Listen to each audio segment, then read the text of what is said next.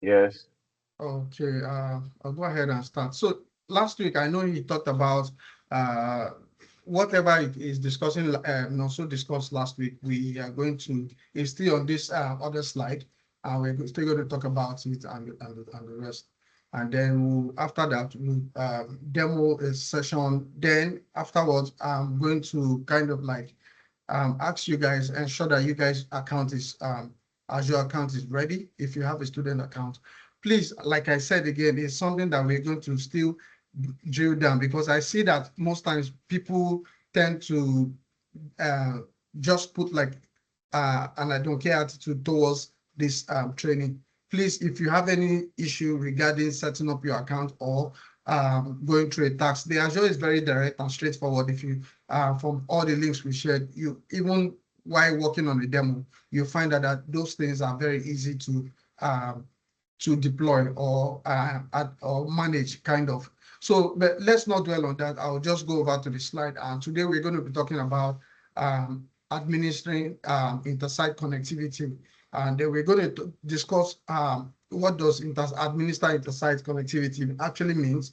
And then to my next slide here, we're going to the learning objective about inter-site connectivity. Basically, we're going to talk about how to configure VNet pairing, which Nonso talked about it last week. And then we're going to talk about how to manage traffic, control traffic flow with routes. And then we're going to do some lab about how to implement inter-site connectivity. Other than that, let's go to our next slide here that talks about how to administer inter-site connectivity. This is a whiteboard. So basically, I want to, when we talk about what is inter-site connectivity, what does it mean? Inter-site connectivity actually refers to the network links that connects different physical locations. Let's say from an organization, for example, if a company has offices in two different cities, let's say Lagos and Abuja, for example, the connection between those offices is called inter-site connectivity. So the essence of that is how you people in Lagos office and people in Abuja office can connect, can share resources, and then move data in between. So the questions like that we have here on the board is what is virtual network pairing and what are the advantage?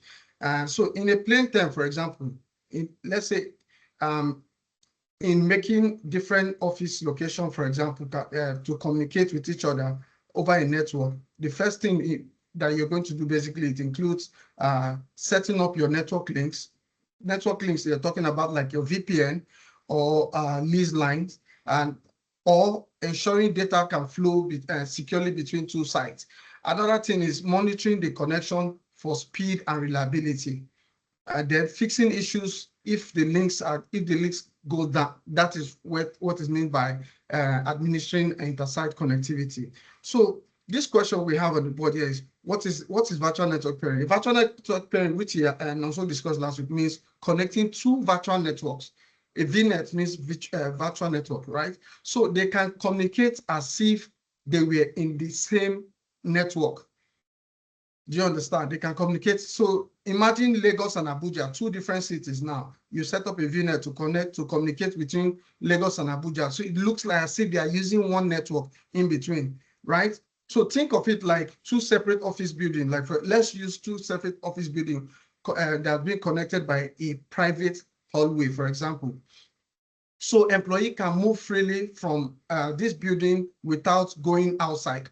They can move from this building to the other building. That is, they can take data from building A to building B without coming downstairs, going to from building A to building B to go and take up a particular file. You can sit in building A and then pick up data from building B without going outside. That is what the virtual network pairing means. So one of the advantages basically of a virtual network pairing is it enables low latency and high speed, which means it doesn't slow that much. The speed is very high for communicating. When communication happens over Azure backbone, for example, not in like a public network, within the internet network, the speeds are very, very high, and it is secure. No need for VPN or public IP address, because when you use public IP address, it will be easily be hacked, right? So it is secure. There's no need for public IP. Another thing is it is cost effective.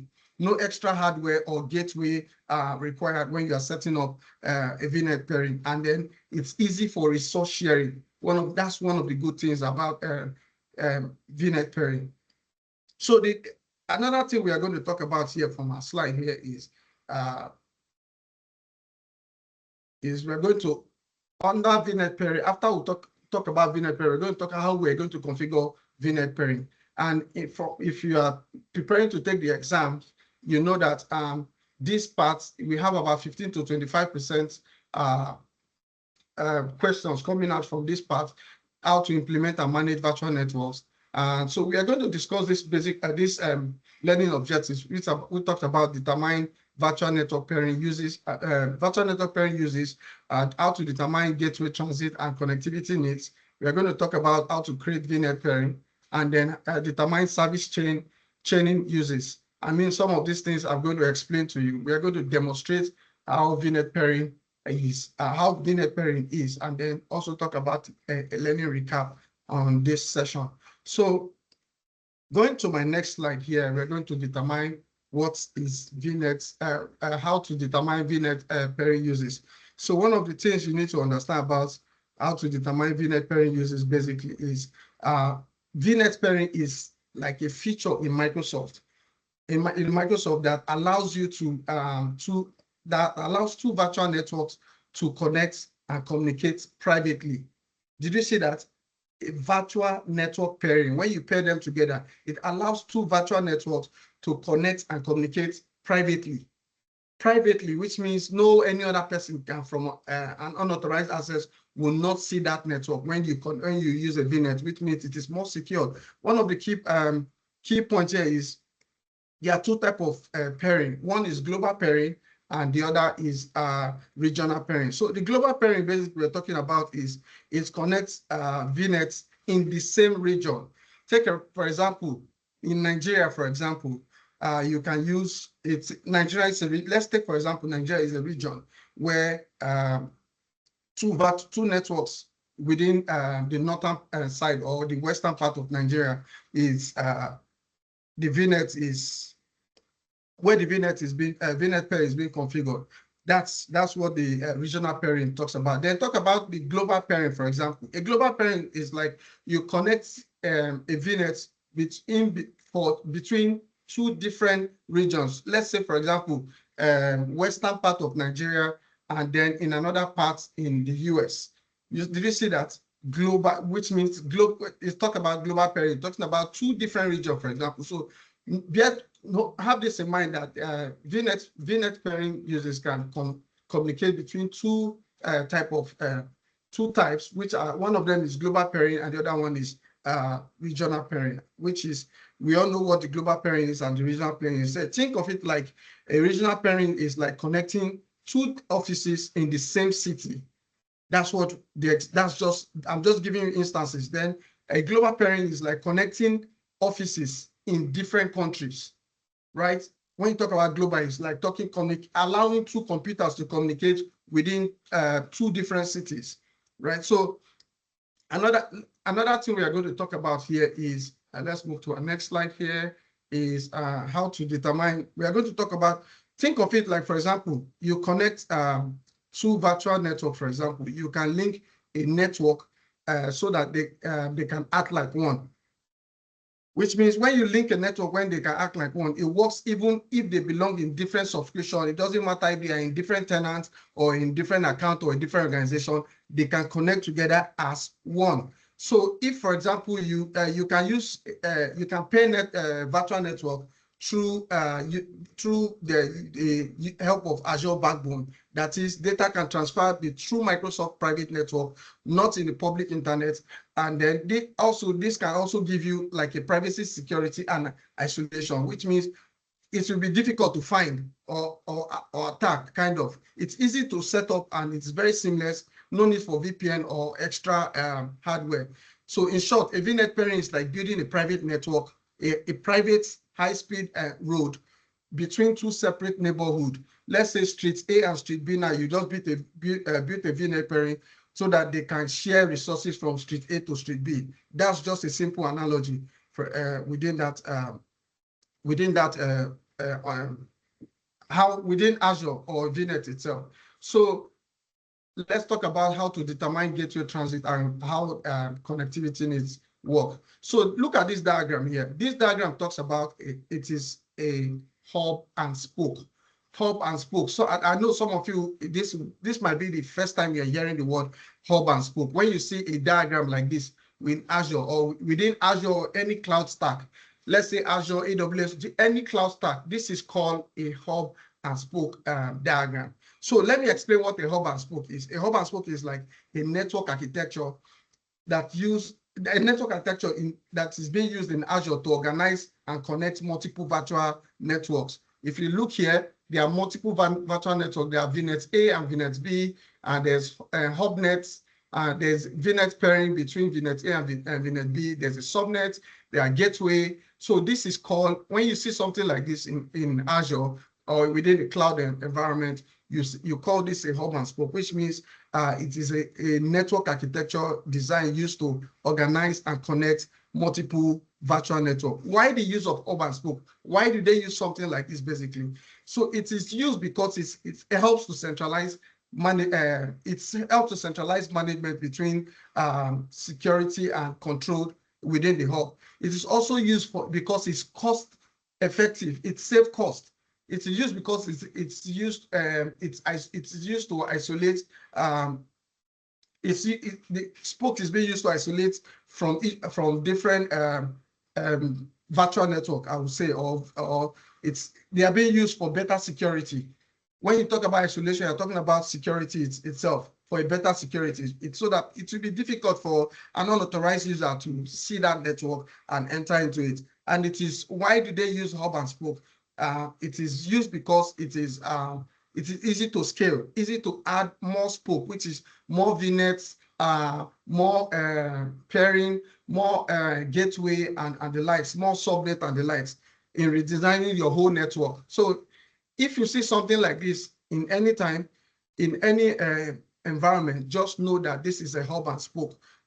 This is a hub and spoke architecture, which means it's a network architecture. In short, a hub and spoke is like an airport hub system where planes connect through central airports instead of flying in different directions.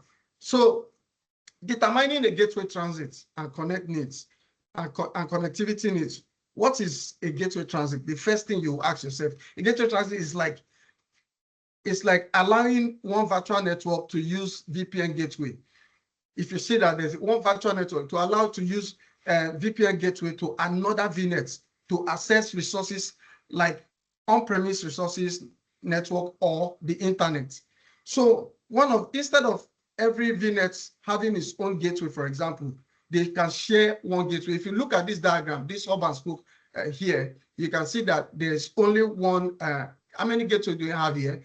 Okay, there's one gateway here, and then it allows transit in between this gateway for communication. So think of it like one of the key points about this diagram, the hub and spoke here, is if you have multiple VNets, they can connect one pair. Only one needs only one need to connect the VPN. If a VPN gateway, for example, where others can borrow the gateway to reach external resources. External resources, they are like internet we're talking about here. So think of it like one office building that has mainstream and one main entrance gate where every other resources can connect buildings by the use of that gate instead of the building, for example. So another thing we need to discuss here is one of the benefits is there's no need for VPN gateway required in this kind of pairing spoke virtual network. Let's go to our next slide here that talks about. Sorry. So I think this is just a demo session how to create VNet pairing and then allowing virtual network access settings. You can just, it is very easy when you just go to Azure and then you type VNet pairing. It is, let me show you. Okay, I was trying to create a VNet here. Okay, I'll leave that for now, so to do all of that. I didn't want to go much dwell on this. Let me go straight to the slide here.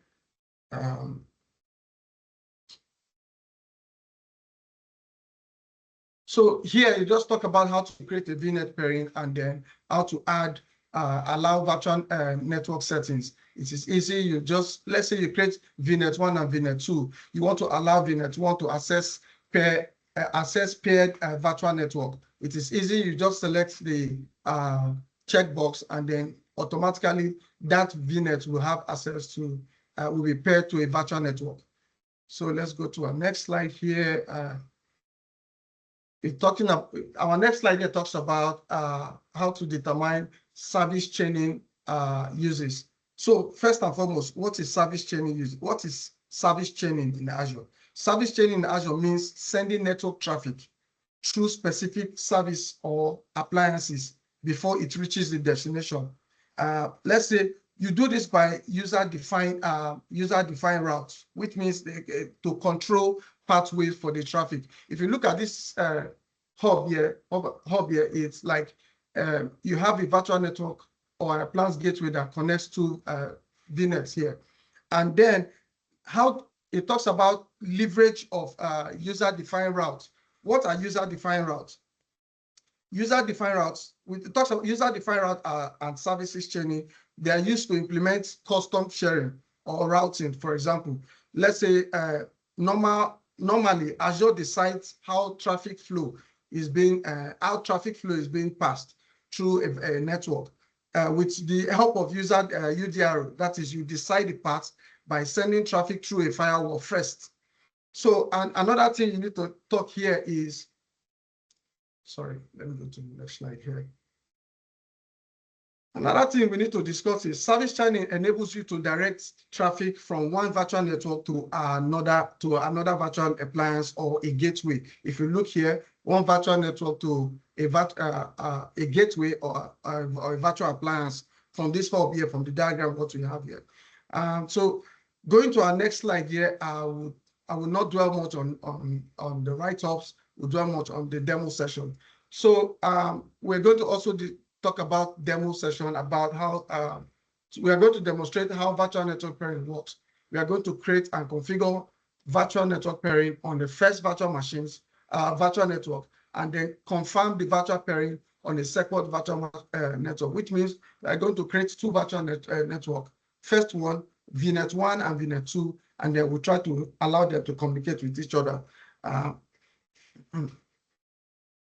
So that's that for that slide. And then this is the demo recap for references on this module. I will share the link on that so that you guys can take your time and go through that as well. And then we're going to talk about how to manage and control traffic flow with routes. Which means, for example, you have two streets connect to each other, right? How can they connect? How can they connect to communicate with each other? We are going to discuss that. So we are going on this session. We are also going to talk about how to configure network routing and endpoint introduction.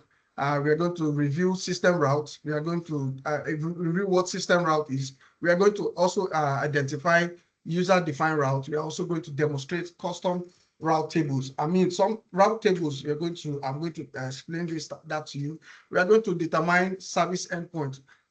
Last week, I know also talk about service endpoint. We're going to talk about determine how service endpoint uses what. We're going to identify private links uses, and then we're going to do like a learning recap on this as well. So let's go to our next slide. We are going to, on the next slide here, it talks about review system routes. So review system route. What is a system route, for example? A system route is like the default path in Azure that creates to move network traffic between resources, right? think of them as automatic GPS direction. An automatic GPS direction will direct your path or resources or traffic where for your data or inside Azure. For example, you want to transfer resources from street A to street B. Your automatic GPS will help you to direct your data inside Azure. So what do they do, for example? That's the first question we're going to ask ourselves. What do they do? They direct traffic between a virtual machine in the same subnet, like computers in the same offices or room talking to each other, right? Office A and Office B, they are communicating with each other.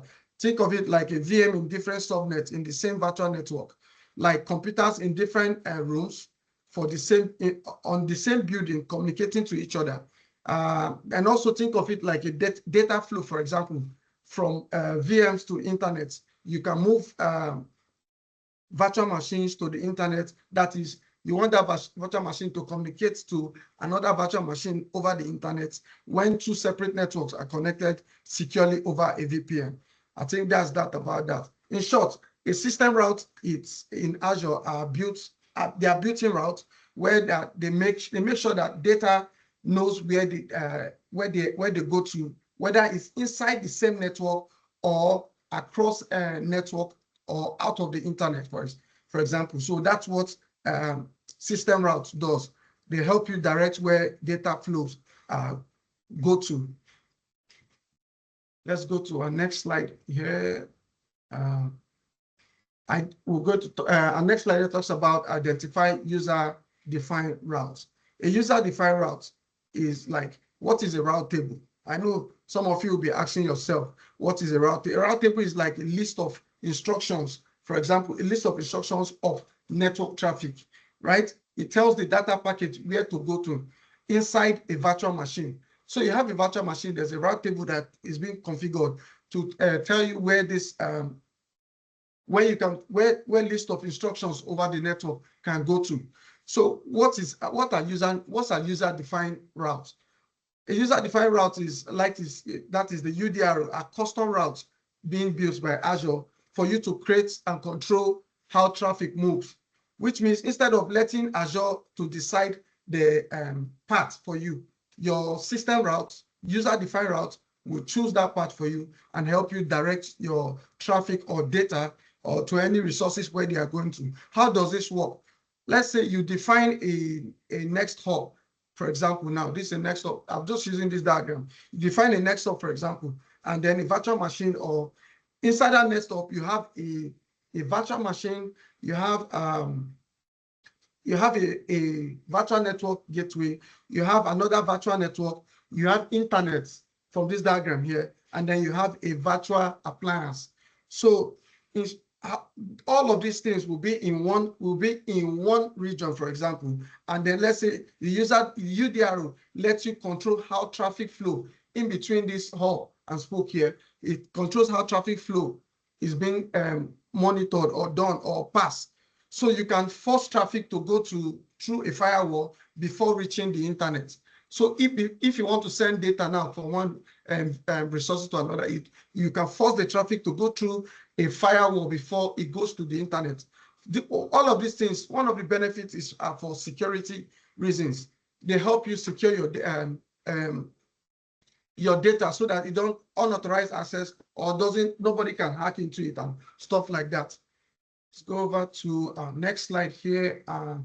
So in the next slide here, I'll leave that to Nonso, where it talks about demonstration for how to demonstrate custom route tables, how to create a route table, add rules. When you add rules, for example, you add rules to a route table, for example, rules, yeah, you can state the rules like you don't want this virtual appliances or VNet to connect to this another resources, for example. Let's say you have two building A, building 2, building B. You can set up a route table and say you don't want computers, virtual machines from here, building A, to communicate to a virtual machine in another building in building B. You can set up a route table how they communicate with each other. So we are going to do it. I'll leave that to also to do a demo on that, where it talks about how to associate a route table how to associate a route table to a subnet. Let's go to over to our next slide here. So in our next slide here, it talks about service, how to determine service endpoint uses. So a service endpoint, what is a service endpoint? I know and also talk about service endpoint last week. A service endpoint is a feature. It's a feature in Azure that lets you securely connect your virtual network to Azure services like storage, like Azure database or SQL database over Azure private backbone, which means instead of the public internet, it can connect it through a private network, to a VNet, a virtual private network, where a virtual network for securely accesses and all of that. So think of it, one of the key points for how to determine service endpoint here is the limit network access to a specific service. If you determine a service endpoint uses within two resources, let's say from an SQL managed instance or a storage account, it will go directly to that storage account. It's not a VM or any other resources cannot have access to it. This means that only VNet can access that Azure service by blocking other networks or public access or internet. Then also one of the key benefits or key points, I will put it that way, is adding service endpoint can take up to 15 minutes to complete. When you are creating this, adding service endpoint can take up to 15 minutes to complete, which means when you enable it, Azure needs time to apply the configuration on how it's going to manage for the service endpoint. So why the use of service endpoints? Number one, security. That means your traffic stays in Azure private network and not in the public internet. And another thing, one other key benefit is access control. You can restrict which VNet or subnet, which VNet and subnet can talk to each other services on any other services. I'll put it that way. And then one of the key points again, or why the use of service endpoint is performance. It is faster, it's more reliable because it uses Azure backbone. In short, a service endpoint is like creating a private road from your network to Azure services, or so that no one else can use it or have access to it. So it's just to create a private network. Let's say you have street A and street B now, and then you create a service endpoint. So any other person who have houses within street A and street B cannot see that tiny road which you create, which is the service endpoint, which it means that it is only the people who have access to that service endpoint that will use it. Not any other person can have access to it or can use that road, for example. So that's that. Let's go to our next slide here and talk about how to identify private link uses. I mean, the first question you ask yourself is what is private link? What is private link? What's a private link? A private link, I will put it that way in Azure, is like it allows you to connect privately to Azure services. What are Azure services? Remember, services like storage, SQL managed instance, databases, VM, etc. Different type of services. So using the private IP address inside your virtual network, that is the help of private link. You have a virtual network already, which has an IP address. Then having a private IP address inside that virtual network. That's how private link works. So this means that your traffic never goes through the internet. It never passes through the internet. It stays between Microsoft secured network that is being created in Azure. That's what the private link.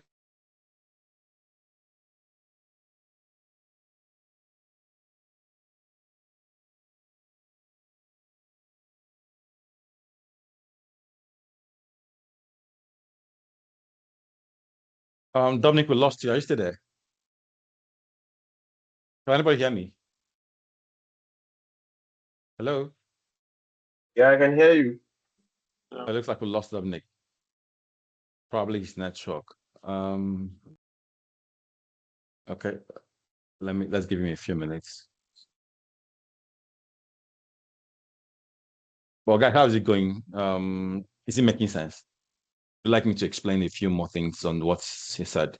I know he explained service endpoint. He explained VNet pairing, which I hope to explain more into the lab. He explained route tables. He explained those are the three main things he explained so far. If I can go deep into it just a little bit, VNet pairing is just all about two networks talking to each other. So, for example, now we're all working. I would say we all work in branch. We all know we all visit the branch here, right? How is it that if you withdraw money from, oh God, Helen said her network is so slow. Sorry, Helen. Um, Luckily the network is the session is recorded, so you can always go back and review. Or just to kick on what you're saying, so what you were saying. So what I was saying before, if you walk into a branch, how is it that when you withdraw money from this branch, you go to the other branch, the money is already there. Your debit is final. What is actually happening is basically, okay, Leo asked a question. Leo, I'll answer a question. What happened is that the company is basically running what we call a hub and spoke technology. That means despite the fact that branch A in Idumata is functioning, you are withdrawing all the things you are doing are basically fetched from the host, which is normally the head office, so which is the spoke, which is the hub, right? All the different branches are basically hubs, basically spokes, they call it spokes. So this technology has been in existence for a long time. It's not the cloud that brought into technology that brought it into place. It used to be called the star topology, right? This has been invoked for a long time. So it's not something new. So just to summarize it. So answer Leo's question. Leo said something. Say, is Azure Private Link a part of service endpoint or it's different? Leo, it's different, right? It's different because when you think about private link is all about private link. It's something different. To put into perspective, let me put it like this: when you call service endpoint is saying, hey, okay, this application, right? This resource in particular is public.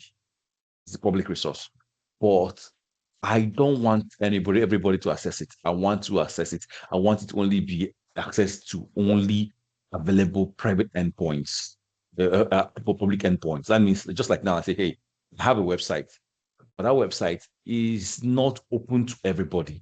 You can only open it when you're on a particular IP range. Only you are a particular, only permitted URLs, permitted IP address allowed to access it.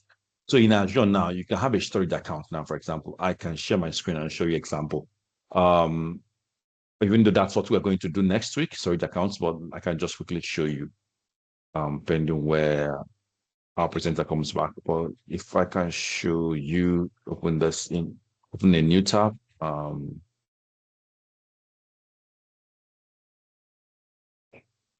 Yeah, okay. Let me quickly create a storage account. I will show you this for storage account. Storage account is a good example. Storage accounts, none. I'm creating a new one. Create a new storage account. Going to create a network one. Let me call it storage AZ104. AZ104. Let me see what is it available? No, it's not available. Put NG at the back. Let me see what that works.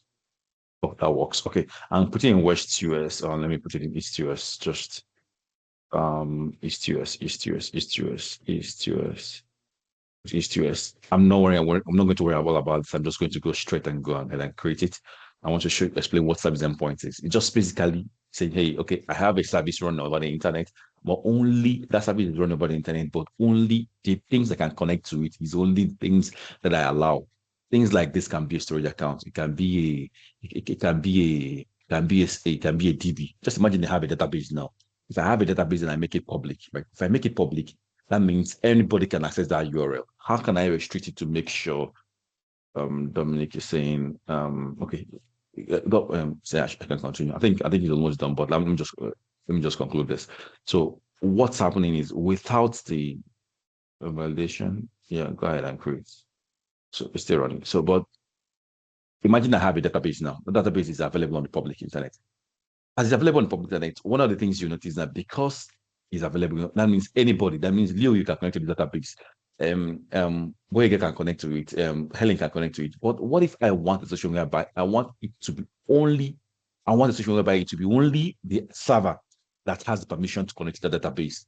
What will I do? I'll enable a service endpoint. In service endpoint, I can enable, I can say, okay, only this particular server, only things in this subnet, only things in this VNet should be able to communicate to the storage. That's just what service endpoint is all about. That's what it's all about. So, for example, I can go, this is how you configure it. It's actually pretty simple. If you call to networking in storage, I'm using storage and storage, for example, just know that this is different to all other resources. Depending on the resource, they are actually very different. If I go to networking, storage, and go to these private endpoints, public access, network perimeter, this I'm going to come to manage here. This is how you welcome back. Welcome back. So this is how you configure it. So for example, see, allow inbound access with option to restrict selected. So this basically say, hey, I'm open to all people, right? I'm open, it's public, I'm open to all people. But I can come here if I want to disable it. If I disable it, that means I say, hey, only work with private endpoints, right? I can come and leave it enabled to all people. I can say only selected networks. The network is where I can decide, okay, hey, if you're not in this service endpoint, if you're not here, you cannot complete, you cannot conclude this, you cannot use this. So for example, in this case, I can say, okay, let me enable the VNet that I want to be able to connect to this. If existing VNet, I can come existing VNet, come here and say existing VNet. I say, okay, hey, which VNet is this? This VNet network, one, network two. If I add these two now, if I add this, select these two now, for example, now, and select this, what does this mean now? This basically means that this particular storage account can be reached only when you are in this network. So imagine if this network contains my virtual machines, which it does, which I will show you guys very soon, you will see perfectly that this network, this all this storage is still public, right? It's actually public. It's very public, right? For example, now let me save this. Is public, for example. I'm just saving it now just to confirm, show you guys that it's public. Saving. Why it's taking some time? Okay, it's saving. And if I go show you this guy, how do I know it's public? Because if I take the storage account name, the storage account name is storage ng. If I come to the endpoints to get the storage endpoint, endpoints. This is the storage account endpoints, which if I go into the blob, this will be the blob. If I try to resolve this to, let me use, welcome back, Dominic. I'm trying to explain service endpoint to them. If I try to do this now, see, it's still resolving to a public IP address, right? Still resolving to a public IP address. I need to remove this. I need to remove HTTP in order just to see, it's still resolving to a public IP address. But if I try to access it now, by pasting this guy, let me see. Say value of parameter, this is a valid. It basically it's going, it's somebody does not appear. It basically telling, hey, invalid parameter, it's accessible, but I'm blocked. Why? Because I enabled a service endpoint. I'm being blocked. I blocked this, right? That's what service endpoint is about. So it helps with some kind of restriction. It helps you to place restriction for public services. So I'll give you an example of where I used this recently. 3 months back, the company reached out. They are using some Databricks. They wrote some Databricks. Initially, they went with private endpoints, but private endpoints means that the IP address will be private, right? Private means that it's not available over the internet. So it means that whenever they want to connect, they have to connect through private endpoints. But the thing is that Microsoft charges them on egress and ingress charges. So for them to fix this, the way they have to fix this is to turn into a service endpoint, but enable only the people from a particular range of networks to be able to, only their services to be able to connect to it. In this case, they use their VNets. Leo is typing. Leo is wants to ask a question. Do you want to continue, or I think it's mainly only one sheet for you to continue. Yes. So basically, I was just discussing and talking about private connectivity on. I was just discussing about private links, and I already explained what private link is. It allows It allows users to connect to privately to Azure services like storage, database, VMs, different Azure services using the private IP address. So this means that for your traffic never goes through a public internet, it stays through Microsoft secured network, which I explained to them. I said again, for example, imagine, for example, where there's a private connectivity of Azure services, right? Your VNet talks to that Azure service using a private IP address, not a public IP address. Whether there's internet or not, he's talking to that Azure services using a private IP address. Why do Microsoft give room for access to things like this? It's because of security reasons. It's like going through stealth mode. Nobody can see that resource, see how you are connecting to that resources. For example, maybe you have a SaaS company, for example, and then you know that you have a SaaS company automatically have a large database where people connect to that database. They have different information and all of that. Looks like we lost Dominic again. Billions of customers worldwide. So what Azure is trying to do is it's to give you access, like it allows that IP, it allows traffic to pass through that, goes through that through the public internet, and it never, I mean, it allows this means that your traffic never goes through the public internet. Inside the public internet, there will be a tunnel where an IP address will pass through Microsoft network and then give you access to that database, which means it's like giving a stealth mode. If you know what stealth is, a hidden mode where people cannot see access to how you connect to that database. That is what the private links does. So it is highly used within when you are setting up like Azure storage or database. You know, when you have a storage or database, you have so many things where people can have access to, and you have so many information there. So creating a private link is like creating a stealth mode within Azure where it stays through Microsoft network, and any authorized users cannot see it. One of the key points, like I mentioned, basically is private connectivity to services in Azure, which means your VNet talks to Azure services through a private IP address, not a public one, which is internet. And then traffic remains on Microsoft network. When you say traffic remains with no public internet. The internet is available, but it will tell you that there's no internet. The traffic is passing through, which improves security because data doesn't travel over the internet. Why is all of this happening? Because of security reasons, so that people cannot have access to large data of internet. So another thing is integration with on-premise and peered network, which means it works within your company's local network, right? Your .local. When you say .local, your local network to other connected virtual network. That is what it does. So in the event of security incident where within your network, for example, it only map the resources that would be accessible. It only map resources that will be accessible, which means that even if something goes wrong within your network, maybe an attacker can only reach that specific resource link via the private link, not the entire services. In short, I would say that the private link is having a private door in your office, from your office directly into a secured Azure service room. That private door, nobody can see it. Like I said, remember, a stealth mode. No need to go through the public internet. Let's say you have a building, people can just walk into that door. No, inside that door, there's another door. That is what it is. Inside that door, there's another door where nobody is seeing it. That's what private links does. So the private link you can use that to create.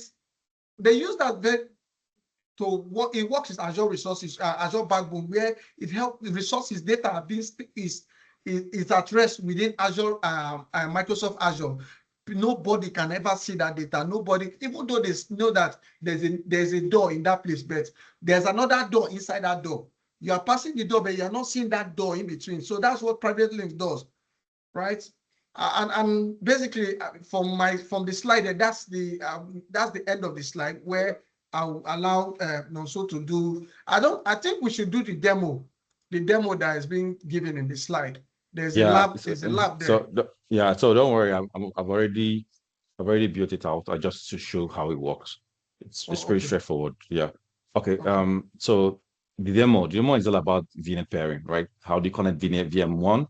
How do you connect VM1 on a different network to VNet? So let's calculate a VNet in a different network on that VNet. To show you this example, I created these VMs. These VMs is a different VNet to show you what it means. For example, look at this VM. I call it VM1, right? If you look at the IP address range, is in this IP address, right?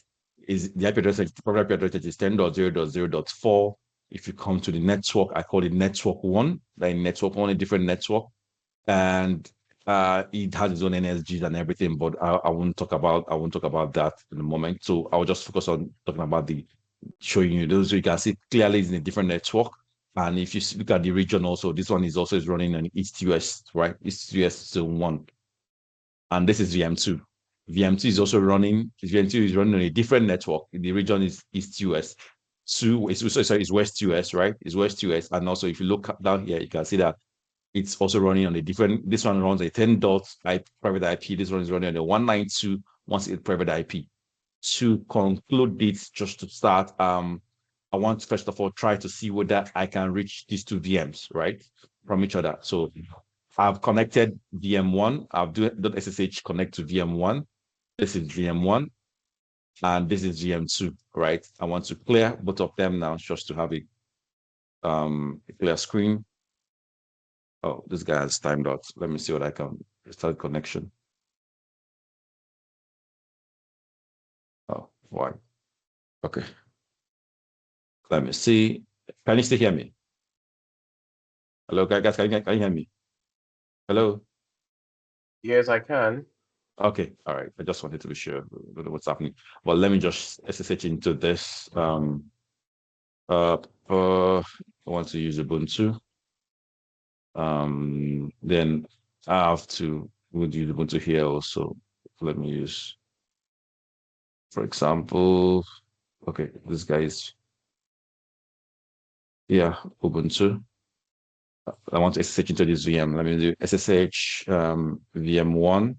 I want to get the public IP address. Why? Because I'm not, I can't access it through the private IP address because I'm not close by, right? This is VM2. I want to get VM1. I'm getting the private IP address, the public IP address, right? Because it's over the internet. Trying to connect now. I'm going to try to connect now to the username and password. Enter the password. This is the password. I'm going to clear screen. Then trying to get VM2. This is VM2, right? I want to do SSH VM2. Let me see what I can get the public IP address. VM2 is this. This is public IP address. Minimizing, right?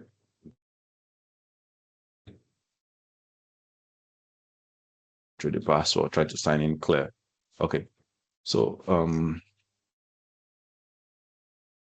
if I do ipconfig IP address show, I think that's the command.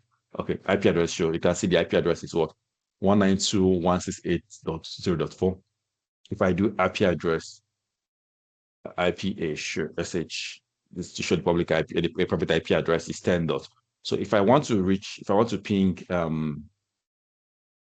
let me ping this guy. So the ping is the way you show connectivity, right? You want to test connectivity between two resources. If I do 192.168.0.4, if I ping it, you can see it's not going through, right? I'm trying to from this VM1, I'm trying to connect to VM2. Same with this one. If I try to ping VM1, which is what ping is 10.0.0.4, right? That's this .4. You can see I'm unable to ping both of them, all right? Clearly, I'm unable to ping both of them. The next step is I want to show you guys is, okay, let's do VNet pairing. To do VNet pairing is just basically connecting two VMs to get two networks together, right? So two VNets together. So I'm going to come here. This is network one. going to network one now, for example, I'll come here and go to settings. I'll go to pairings. Pairings. You can see there's no pairing. So I'm going to click on add, right? It's going to call me. So and let me just allow it to do this. Pair network 2. I'm just giving a name to show you how simple this is. I'm pairing with network 2, right? Simple. Network 1 pairing with network 2. Allow network 2 to receive forward traffic. Yes. So this is saying, hey, do you want network 2 to be able to send traffic to network 1? Yes, I want to allow this. Allow gateway. Allow gateway or route server in network 2 to forward traffic to network 1. If there's any route server in gateway you want it to route to, some people don't allow this, so it depends on it just depends on your requirements, right? Just depending on your requirements, right? So when your network configuration, right? If you're pairing to hub, probably may not need to do this, but I'm going to allow you to do this. So I'm going to call it the same thing here. Receive this, and I'm good. I don't want to click all these things. I'm just going to leave it default like this. So I'm going to click on add. Click on the connection now. Let's see how the connection goes. If it's successful now, I should be able to ping those two. If I'm unable to ping it, that's because what we call ICNP is disabled, right? Or Ubuntu firewall is blocking it. So, but let me see. I've tested all this, but I wanted to show you guys ahead as I'm doing it, so it don't look as if I'm doing some kind of magic. Let me see. The pairing is done. Showing connected. What do you guys see? Tina is now responding, right? So what this shows us what there's a successful connection between VNet1 and VNet2 now. VM1 and VM2. How do we connect the two pairing? Remember, they're on different networks. This is a 10.4 in East US. This one is a 192.168 in West US. So just imagine, just see this thing as two branches now. Imagine Idumata branch needs to connect to Aba branch. How do they connect to each other? They can just pair the network together. So this is not different to what we used to do before with MPLS, with network providers. But the only difference that this guy, as you're doing click by click, Azure is implementing this for you on the background. This is what VNet pairing is all about. Whenever you hear VNet pairing, you think about I'm connecting two networks together. That's it. That's just it. Okay, that's just it. All right. The next thing I wanted to talk about is a bit. I know he mentioned them a bit. Is about routes, route tables. What are routes? So if I come here and click on routes, let me see routes. No, it's not. It's not part of this. It's not part of network. But I can go into. I want to create a particular. I want to create a route table, for example. I'll show you guys an example now. If I come here and say route table, because he mentioned the user-defined routes. So this is also one of the questions I normally get asked during interviews in Azure. They'll tell you, okay, hey, I have an Azure firewall. I have an Azure firewall, or I have a Palo Alto firewall. How do I make sure that all traffic in my environment gets routed to the firewall? How do I ensure that? I ensure that through one simple plate by having a route table. A route table is basically how you tell, how you tell traffic to move in Azure. In Azure, they call it UDR, user defined routes. UDR, right? Let me just call it UDR. I'm creating and calling that UDR now. So with UDR, you can say, hey, okay, I want a particular traffic to go over directly to the internet. I want a particular traffic to go over to my Azure firewall. So by default, how you have it in the enterprise organization is that all traffic routes through your your Azure firewall, all to Azure firewall, all to Azure firewall. That's what you have by default. By default, all traffic routes, also all traffic routes direct to internet. You can now decide, okay, I want this traffic to go a particular route. So for example, now, this is an example of a route table. If I associate this to this, network now, I can come in here and say, hey, okay, routes. If I come around, I want to add a route. If I say, for example, I want anytime, so that's what we call default route. Default route in Azure is a networking is 0.0/8. This is basically route table name. I'll just call it default. I'm calling it the route table name is default. Route default. So I'll come here and say IP address. I can undo this. Next hop, I can say virtual appliance. Virtual appliance here is basically saying, hey, okay, I can now put the IP address of my virtual appliance. If I have a Palo Alto firewall, if I have a FortiGate firewall. The IP address of that FortiGate will be my next hop address. This is not part of 104. This is just me trying to teach you guys more. The next hop address will now be the IP address of your firewall. So you're basically saying, hey, all traffic this is the default firewall, all traffic should route through this. So if I can come there and say, okay, default firewall, let me use, for example, I want all traffic to pass to 10.0.0.4, right? This is just me doing this by default add. If I add this now, right? If I add this now, I'm adding this now. That means by default, all traffic is going to go to my virtual appliance, which is this IP address, right? If I want to show, but let's say I want to show, but I want something different. I want, for example, now when you're configuring, I'm going to say this out. When you're configuring things like machine learning, it has some requirements. It has some requirements. They say, hey, I want some traffic should not be passed through a firewall. It has to pass through the internet. So if you're configuring it as a DevOps engineer or as a cloud engineer, for example, what you need to do is to come on the route table and configure this. For example, now I can call it I think they call it let me use for example, just 1 second, guys. Azure Machine Learning Network Studio network requirements. Let me just show you guys the requirements. Trying to get which network. Yeah, okay. So say Azure Machine Learning requires outbound access to certain host over TCP. This is this. Let me use, for example. Okay. Sorry, there's this. Okay. Route table. Routes. Let me see. Okay. Figure out outbound rules, blah, blah, blah. So it's basically saying it wants this. No, this is for NLGs. I'm trying to get, sorry, maybe it has changed, but I hope, yeah, user defined routes, blah, blah, blah, block access. Okay, yeah, I want to say this one. UDR, anytime you see the UDR, know it's user defined route. So let me see what it requires. This is what you configure in NSG. So for example, somebody asks you, hey, set up Azure Machine Learning. You set it up, it's not behaving the way it should behave. What are the things you need to know? The requirements, network requirements, NSGs, for example. Now, these are the things you need to configure in your NSG for it to allow. But beyond that, you need to configure this outbound. This is okay. All these are needed. I'm hoping. Let me see whether they've changed it. Okay, yeah, this is what I was looking for. This is what I was looking for. IP routes. So they say if this, you should allow this. Let me use service tags. Service tags is always better. Let me see. Service tags. Okay. No. Rules. Okay. They said you should allow route table name is this, but the address prefix Azure Machine Learning. So it means that if you come here, if you come this, for example, now, let me just call it Azure Machine Learning. Let's say we deploy Azure Machine Learning now. Azure Machine Learning. If I come to the destination, I can select a tag. See, these are different tags of what you allow. So if I use Azure Machine, so what I'm doing now, I can say next up in this, it should be internet. So if I add this now, what it means that Azure Machine Learning traffic will not pass through my virtual network. Rather, they will pass through what? They will route directly to the internet. They will not pass through my firewall, which is a virtual appliance. This can go directly to the internet.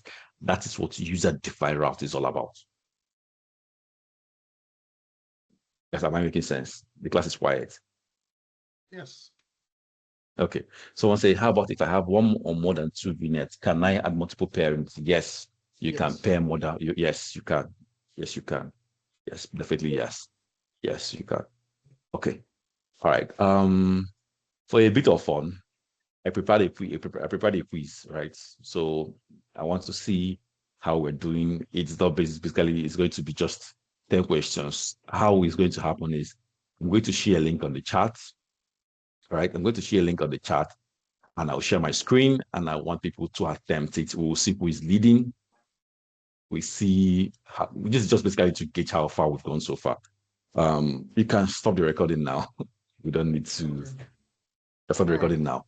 Yeah, so just let me present it.